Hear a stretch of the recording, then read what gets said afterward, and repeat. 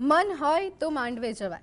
આ કહેવતને સાથોસાથ સાર્થક કરી છે અમદાવાદના બે વડીલ ખેલાડીઓએ.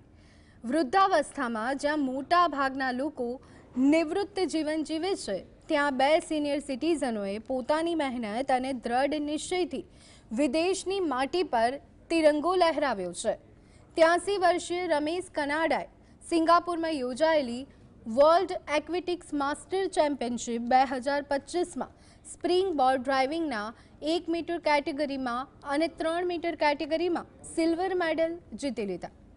ખાસ વાત એ છે કે તેઓ આ ઇવેન્ટમાં ભાગ લેનારા એકમાત્ર ભારતીય હતા.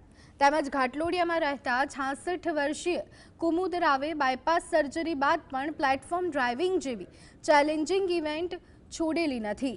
તેઓએ પણ બ્રોન્ઝ મેડલ જીતી અને ભારતનું ગૌરવ વધાર્યું છે. આ બંને ખેલાડીઓ અમદાવાદ મ્યુનિસિપલ કોર્પોરેશન સંચાલિત સરદાર પટેલ સ્ટેડિયમ ખાતે નિયમિત તાલીમ લે છે. તેમનો જુસ્સો યુવાનોને પણ શરમાવે તેવો છે. આ જીત પાછળ માત્ર એક ઈચ્છા નહીં, પણ નિયમિત કસરત, યોગ, પ્રાણાયામ અને સંતુલિત આહાર છે.